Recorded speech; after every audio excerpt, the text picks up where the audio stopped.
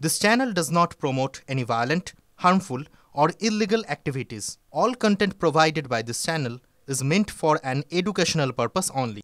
Cancer Healer Center, a new beginning.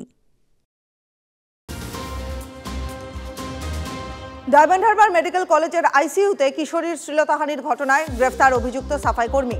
আগেও গ্রেফতার আরও এক অভিযুক্ত সাফাই কর্মী। গত শনিবার আইসিইউতে চিকিৎসাধীন থাকাকালীনই দফায় দফায় শ্লীলতাহানির অভিযোগ তোলে নাবালিকা।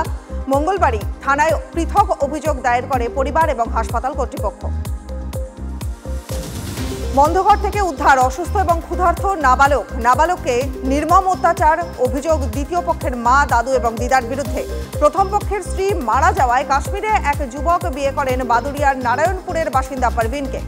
শ্বশুরবাড়িতে সন্তান রেখে ফের কাশ্মীরে পাড়ি দেন ওই যুবক। প্রতি মাসে টাকাও পাঠাতেন বাবা। ঘরে আটকে রেখে নাবালককে মানসিক এবং শারীরিক অত্যাচারের অভিযোগ যুবকের দ্বিতীয় পক্ষের শ্বশুরবাড়ির সদস্যদের বিরুদ্ধে। হাসপাতালের পুলিশ লকআপে আত্মহত্যার চেষ্টা এক পুলিশ কর্মীর। নিজের সার্ভিস রিভলভার থেকে গুলি চালিয়ে আত্মহত্যার চেষ্টা। আশঙ্কাজনক অবস্থায় আইসিইউতে ভর্তি কনস্টেবল হিমাংশু মাঝি। চুচুড়া ইমামবাড়া জেলা হাসপাতালের ঘটনা। বাঁকুড়ায় বাড়ি। চন্দননগর পুলিশ লাইনে ব্যারাকে থাকতেন। গতকাল লকআপে নাইট ডিউটি করছিলেন ওই পুলিশ কর্মী। ৩রা মার্চ বিয়ে ছিল হিমাংশুর। আজই ছুটি নিয়ে বাড়ি ফেরার কথা ছিল। তার আগেই হাসপাতালে ডিউটিরত অবস্থায় এই ঘটনা। সূত্রের খবর, সার্ভিস রিভলভার থেকেই নিজের মাথায় গুলি করেন ওই পুলিশ কর্মী। ভোর ৫টা নাগাদ আচমকাই গুলির শব্দ শোনা যায়। ছুটি নিয়ে সমস্যা ছিল না জানিয়েছেন পুলিশ কমিশনার, হাসপাতালের পুলিশের উচ্চপদস্থ আধিকারিকরা এবং কাউন্সিলরও। উত্তর দিনাজপুরের ইসলামপুরে পুলিশকর্মীর রহস্য মৃত্যু। হোটেল রুম থেকে সুলতান হোসেন নামে পুলিশকর্মীর দেহ উদ্ধার।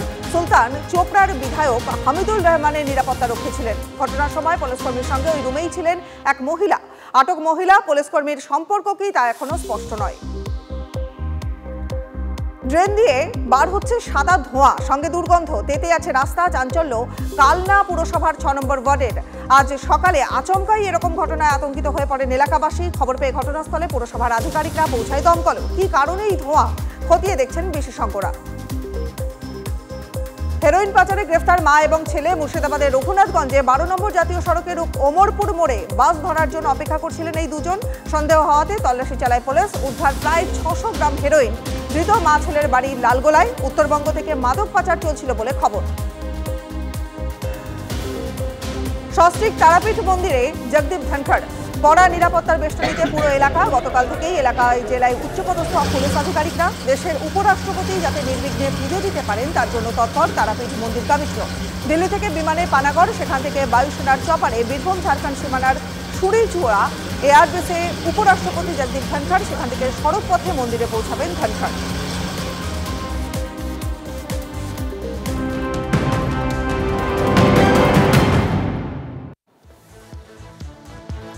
নেতাজি ইন্ডোরে মুখ্যমন্ত্রীর কড়া বার্তার পরেও গোষ্ঠীকন্দল থামার কোনো লক্ষণ নেই হাড়োয়াতে। তৃণমূলের গোষ্ঠীকন্দলে সংঘর্ষ হাড়োয়ায়। কুলটি পঞ্চায়েতের প্রাক্তন প্রধান আব্দুর রহুব মোল্লা এবং তার অনুগামীদের উপরে হামলার অভিযোগ মিনাখার বিধায়ক উষারানী মণ্ডলের স্বামীর দলবলের বিরুদ্ধে। ঠিক কি ঘটেছে জানবো। আমাদের সহকর্মী দীপঙ্কর এই মুহূর্তে রয়েছেন আমাদের সঙ্গে। দীপঙ্কর, দেখো, গত কয়েক মাস ধরে যদি লক্ষ্য করা যায় তাহলে কিন্তু হাড়োয়া বিধানসভা এলাকাতে লাগাতার কিন্তু এই গন্ডগোল আছে। এবং গতকাল যে ঘটনা ঘটেছে যেখানে মুখ্যমন্ত্রী কড়া বার্তা দিয়েছেন, তারপরও দেখা যাচ্ছিল একটি চায়ের দোকানে বসে, কুলটি এলাকায় একটা চায়ের দোকানে বসে চা খাচ্ছিলেন এই কর্মী সমর্থকদের সঙ্গে। সেই সময় আচমকা তাদের উপরে ৩০-৪০ জন লোহার রড, হাতুড়ি, লাঠি এই সমস্ত নিয়ে আক্রমণ করে এমনটা অভিযোগ। এবং এই অভিযোগটা উষারানী মণ্ডলের স্বামী মৃত্যুঞ্জয় মণ্ডলের বিরুদ্ধে। তারই লোকজন, তারই অনুগামীরা এসে এই রহুব মোল্লার বিরুদ্ধে আক্রমণ করে এবং তাদের ৮ জন মতো আহত হয়। তাদেরকে স্থানীয় হাসপাতালে চিকিৎসার জন্য নিয়ে যাওয়া হয়েছে। তার মধ্যে ২ জনের অবস্থা আশঙ্কাজনক। তাদেরকে আজিকর হাসপাতালে ট্রান্সফার করা হয়েছে। যদিও এই গোটা ঘটনার বিষয়ে মিনাখা বিধানসভার বিধায়কের স্বামী মনোরঞ্জন বাবু তিনি কিন্তু স্পষ্ট করে বলছেন এটা নিজেদের মধ্যে গন্ডগোল। মনোরঞ্জন মণ্ডল তিনি বলছেন এটা নিজেদের গন্ডগোল, এর মধ্যে কোনো রাজনৈতিক বিষয় নেই।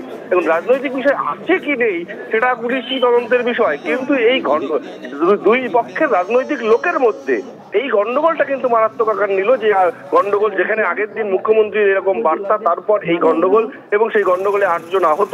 স্বাভাবিকভাবে এই বিষয়টা অন্যরকম একটা দিক নির্দেশ করে যা কিনা গোষ্ঠীকন্দলের মতো দেখায়। এই জায়গাটাতে যদিও দুপক্ষই বলছে গোষ্ঠীকন্দল নয়, কিন্তু রহুব মোল্লা যারা মার খেয়েছে তারা কিন্তু স্পষ্ট করে বলছেন যে উষারানী মণ্ডলের স্বামীর অনুগামীরাই কিন্তু তাদেরকে মারতে এসেছিল। বেশ বেশ, অনেক ধন্যবাদ দীপঙ্কর।